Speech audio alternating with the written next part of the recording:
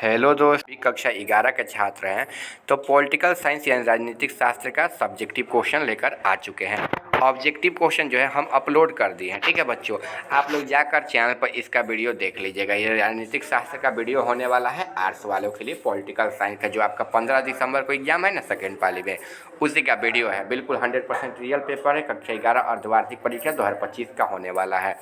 ठीक है, आपका जो है देखिए विषय कोड जो है 322 रहने वाला है। पेपर में लिख दिया गया है विषय कोड, यही जो है लिखना है। और जो पेपर है बच्चों स्टार्ट है यहाँ से। खंड ब दिया है, लघु उत्तरीय प्रश्न है। प्रश्न 1 से 30 तक लघु उत्तरीय प्रश्न है, जिनमें से 15 प्रश्नों के उत्तर देना है। 40 से 60 शब्दों में उत्तर देना है बच्चों, ये ध्यान रखना है। सभी के लिए 2-2 अंक मिलेंगे। गलत 2 या सही 2, इसके लिए 2-2 अंक जो है मिलेंगे। ठीक है, एक नंबर है यहाँ पर राजनीतिक तथा राजनीतिक विज्ञान पर संक्षिप्त नोट जो है लिखना है, यानी कि टिप्पणी देना है, ये ध्यान देना है। 2 नंबर राज्य की परिभाषा देना है। ठीक है, राज्य की परिभाषा क्या है, इसको जो है आपको देना है। ठीक है, इसके बाद राज्य के आवश्यक तत्व कौन कौन से हैं, इसको जो है आपको लिखना है। फिर समाजवाद क्या है, समाजवाद के बाद में है जो आपको लिखना है बच्चों। ठीक है, इसके बाद देखिए लोक कल्याणकारी राज्य से आप क्या समझते हैं, इसके बारे में जो है आपको लिखना है 5 नंबर क्वेश्चन। फिर 6 नंबर राज्य की उत्पत्ति के शक्ति का जो है सिद्धांत की विवेचना करना है आपको। ठीक है, चलिए आगे बढ़ते हैं बच्चों। चैनल पर आप लोग नए होंगे, चैनल को सब्सक्राइब कर दीजिए, वीडियो को लाइक कर दीजिएगा, क्योंकि आप ही लोग का ना चैनल है। आप लोग आओगे, वीडियो देखोगे, लाइक कीजिए, सब्सक्राइब कीजिए। ठीक है, चैनल को आगे बढ़ाइए। आगे देखिए आंतरिक संप्रभुता क्या है, इसके बारे में जो है लिखना है। फिर आगे प्रभुसत्ता की परिभाषा देना है। ठीक है, आगे यहाँ पर स्वतंत्रता से आप क्या समझते हैं, इसको जो है लिखना है। फिर स्वतंत्रता के विभिन्न प्रकारों को जो है लिखना है। ये 10 नंबर क्वेश्चन है। 9 नंबर क्वेश्चन, 8 और 7 और 6 क्वेश्चन जो है दिया गया है। आगे बढ़ते हैं 11 नंबर, सामान्यता के विभिन्न प्रकार कौन कौन से हैं, यानी कि इक्वलिटी कौन कौन से हैं, वर्चुअल टाइप ऑफ यहाँ पर इक्वलिटी, इसको लिखना है। 13 नंबर क्वेश्चन है यहाँ पर अधिकार से आप क्या समझते हैं, अधिकार क्या होता है, इसको जो है लिखना है आपको। ठीक है, चलिए आगे बराबर यहाँ पर 14 नंबर क्वेश्चन, अधिकार और कर्तव्य से क्या संबंध है, जो इसको लिखना है। ठीक है, इसको जो है लिखना है। चलिए आगे यहाँ पर आगे है तुलनात्मक पद्धति में संक्षिप्त टिप्पणी देना है। ठीक है, इसके बाद है राज्य के किन्हीं 2 कार्यों की जो है विवेचना करना है। 15 नंबर 16 नंबर क्वेश्चन जो है आप लोग देख लिए। आगे हम लोग बढ़ते हैं बच्चों। 17 नंबर है लोक कल्याणकारी राज्य का अर्थ क्या है। ठीक है, राज्यों की 2 विशेषताओं की विवेचना करना है। फिर कानून के स्रोत की भी जो है व्याख्या करना है। फिर कानून का उद्देश्य क्या है, ठीक है, इसको लिखना है। 20 नंबर क्वेश्चन है बहुलवाद के यहाँ पर विकास के जो है कारकों की विवेचना करें। ठीक है, फिर आदर्शवादी राज्य को समझाएं, न्याय का क्या अर्थ है, ये लिखना है। फिर लोकतंत्र की जो है परिभाषा आपको देना है। संपत्ति का संक्षिप्त नोट जो है लिखना है, यानी कि टिप्पणी देना है संपत्ति का संक्षिप्त पर। फिर उत्तर व्यवहारवाद क्रांति क्या है, इसको लिखना है। फिर राष्ट्र और सरकार में क्या अंतर है, ये लिखना है। फिर क्या राजनीतिक सत्ता का अध्ययन है, राजनीतिक सत्ता का अध्ययन है, इसको लिखना है। फिर मौलिक अधिकार से आप क्या समझते हैं, इसको लिखना है। ठीक है, अगर आगे बढ़ते हैं तो आगे जो क्वेश्चन है वो यहाँ पर क्वेश्चन दिया गया है। ठीक है, क्वेश्चन है आर्थिक समानता क्या है, इसको लिखना है। 29 नंबर क्वेश्चन। ठीक है, 30 नंबर बढ़ते हैं तो यहाँ पर संविधान से आप क्या समझते हैं, ये जो है 30 नंबर क्वेश्चन बच्चों दिया गया है। चैनल पर नए होंगे सब्सक्राइब कर लीजिएगा, वीडियो को लाइक कर दीजिएगा। ऑब्जेक्टिव क्वेश्चन जाकर आप लोग चैनल पर देख लीजिए, बिल्कुल रियल ऑब्जेक्टिव डाल दिए हम, आप लोग जाकर देख सकते हैं पेपर को। आगे दीर्घ उत्तरीय प्रश्न है, 31 से 38 तक दीर्घ उत्तरीय प्रश्न है, जिनमें 5 अंक मिलेंगे। आपको उत्तर देना है 4 प्रश्नों 140 शब्दों में उत्तर देना है। आप लोग चाहो तो बढ़ाकर 1 पेज भी लिख सकते हो। राजनीतिक विज्ञान की परंपरागत परिभाषाओं की आलोचना का विश्लेषण लिखना है। इनके प्रभुसत्ता के सिद्धांत की जो है प्रशिक्षण करना है। 33 नंबर है यहाँ पर नैतिक की कानूनी अधिकार का जो है वर्णन करना है। फिर राज्य का साधन क्या है, व्याख्या करना है। स्वतंत्रता से संबंधित मार्क्सवादी अवधारणा की जो है परीक्षण करें। ठीक है, यहाँ तक हो गया। चलिए 36 नंबर क्वेश्चन है राज्य के उत्पत्ति के दैवी सिद्धांत की जो है आलोचनात्मक चर्चा करना है। फिर आधुनिक राजनीतिक विज्ञान के स्वरूप की विवेचना करना है। फिर 38 नंबर क्वेश्चन है राजनीतिक विज्ञान की परंपरागत क्षेत्र का जो है वर्णन करना। चलिए इन सभी का जो है हम लोग आंसर बढ़ते हैं। पहला नंबर राजनीतिक तथा राजनीतिक विज्ञान पर संक्षिप्त नोट लिखे। राजनीतिक तथा राजनीतिक विज्ञान पर देखिए, राजनीतिक का अर्थ सार्वजनिक मामलों या सरकार के संचालन से है, जिसमें निर्णय लेना या सत्ता के विवरण शामिल है। यह समाज के शक्ति का उपयोग और प्रभाव का अध्ययन है।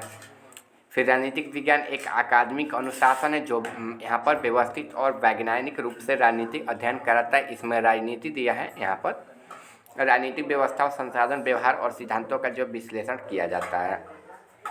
फिर 2 नंबर है राज्य की परिभाषा देना। तो देखिए, राज्य और एक राजनीतिक संगठन जिसमें एक निश्चित भूभाग, जनसंख्या, सरकार और संप्रभुता जैसे सर्वोच्च शक्ति होती है। यह कानूनी इकाई और समाज की जो है व्यवस्था बनाए रखती है।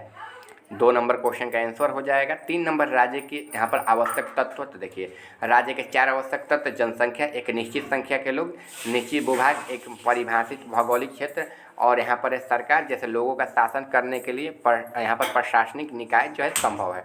ठीक है। इसके बाद 4 नंबर क्वेश्चन यहाँ पर समाजवादी क्या है। तो देखिए, समाजवाद एक ऐसी राजनीतिक और आर्थिक सिद्धांत है जो यहाँ पर उत्पादन, वितरण और विनिमय के साधनों के सामाजिक स्वामित्व और नियंत्रण की वकालत करता है। इसका उद्देश्य धन और अवसरों पर समानता लाना है। ये 4 नंबर क्वेश्चन का आंसर हो जाएगा। फिर 5 नंबर क्वेश्चन का आंसर लोक कल्याणकारी राज्य। तो लोक कल्याणकारी राज्य एक ऐसी सरकारी प्रणाली है जिसमें राज्य अपने नागरिकों के आर्थिक और सामाजिक कल्याण की रक्षा और बढ़ावा देने में महत्वपूर्ण भूमिका निभाता है। इसका उद्देश्य स्वच्छ देखभाल, स्वस्थ देखभाल, शिक्षा और सामाजिक सुरक्षा जैसी सेवाओं को माध्यम सभी के लिए जीवन स्तर सुनिश्चित करता है। ठीक है, चलिए आगे जो है हम लोग बढ़ते हैं राज्य की शक्ति। ठीक है, तो देखिए, राज्य की उत्पत्ति शक्ति के सिद्धांत का तर्क देता है। राज्य बल शक्ति के माध्यम से उत्पन्न है, जहां मजबूत शक्तियों और समूहों में कमजोर ने अपना प्रभुत्व स्थापित किया है। यह सिद्धांत मानना है कि शक्ति का सही और युद्ध के राज्यों के निर्माण का महत्वपूर्ण भूमिका निभाई है। यह 6 नंबर क्वेश्चन का आंसर हो जाएगा। 7 नंबर आंतरिक संप्रभुता क्या है। तो आंतरिक संप्रभुता का अर्थ है कि राज्य अपने क्षेत्र के भीतर सर्वोच्च अधिकार रखता है। इसका मतलब है कि राज्य के पास अपने सभी नागरिकों, संघों, उद्देश्य के लिए उनका पालन करवाने के लिए अंतिम शक्ति है, और कोई भी घरेलू प्राधिकरण इस पे ऊपर नहीं है। ठीक है, यहाँ पर प्रभु सत्ता का परिभाषा देना है। तो देखिए, प्रभु सत्ता राज्य की सर्वोच्च और अंतिम कानूनी शक्ति। यह वह विशेष है जिसके आधार पर राज्य अपने आंतरिक मामलों में स्वतंत्र होता है और बाहरी नियंत्रण से मुक्त होता है। फिर आगे स्वतंत्रता। तो देखिए, स्वतंत्रता का अर्थ प्रतिबंधों या बाधाओं की अनुपस्थिति है, जिसमें व्यक्ति को अपनी इच्छा के अनुसार कार्य करने की अनुमति मिलती है। राजनीतिक संबंध में इसका अर्थ सरकार द्वारा अनुचित हस्तक्षेप के बिना अधिकारों को स्वतंत्रता और आनंद लेना हो जाएगा। यह 9 नंबर क्वेश्चन का आंसर हो जाएगा बच्चों। 9 नंबर क्वेश्चन का आंसर जो है आप लोग बिल्कुल आराम से लिख लीजिएगा। 10 नंबर क्वेश्चन स्वतंत्रता के विभिन्न प्रकार। तो देखिए, स्वतंत्रता के विभिन्न प्रकार होते हैं: प्राकृतिक स्वतंत्रता, नागरिक स्वतंत्रता, राजनीतिक स्वतंत्रता और आर्थिक स्वतंत्रता। ठीक है, ये हो जाएगा। फिर समता का यहाँ पर हो जाएगा। देखिए, यहाँ पर प्राकृतिक समता हो गया ना। 12 नंबर क्वेश्चन है समानता। देखिए, समानता का अर्थ है सभी व्यक्तियों का समान अधिकार, अवसर और व्यवहार मिलना चाहिए, चाहे उनकी पृष्ठभूमि कुछ भी हो। यह विशेष अधिकारों की अनुपस्थिति सभी का एक समान व्यवहार सुनिश्चित करने के संबंधित है। हो जाएगा। अधिकारों से आप क्या समझते हैं। देखिए, अधिकार वे सामाजिक दावे हैं जिनमें समाज द्वारा मान्यता प्राप्त और राज्य द्वारा लागू किया जाता है, जो व्यक्तियों के कल्याण और विकास के लिए आवश्यक है। वे कानूनी और नैतिक अधिकारी हैं। आगे अधिकारों और कर्तव्यों के बीच संबंध। तो अधिकारों और कर्तव्यों के बीच परस्पर संबंधित एक अविभाज्य है। एक व्यक्ति अधिकार, दूसरे यहाँ पर व्यक्ति कर्तव्य, वे सभी ही सिक्के के 2 पहलू और एक राज्य के बिना अस्तित्व नहीं कर सकते। उदाहरण के लिए जीवन के अधिकार, दूसरों को हत्या न करने का कर्तव्य निहित है। ये सभी आंसर हो जाएगा। 15 नंबर तुलनात्मक विधि। देखिए, तुलनात्मक विधि का एक तो दृष्टिकोण जिसका उपयोग विभिन्न मामलों में, प्रणालियों में अध्ययन और तुलना कराने के लिए किया जाता है। फिर व्याख्या जो है यहाँ पर दिया गया है, आप लोग लिख लीजिएगा। 31 नंबर क्वेश्चन देखिए बच्चों, 31 नंबर क्वेश्चन का जो आंसर यहाँ पर हो जाएगा। ठीक है, यहाँ पर राजनीतिक विज्ञान और पारंपरिक भाषाओं के जो है दे दिया गया है। यहाँ पर 20वीं सदी के बारे में यहाँ से यहाँ तक लिख लीजिएगा। इसको जो है यहाँ से यहाँ तक आप लोग लिख लीजिएगा। ठीक है,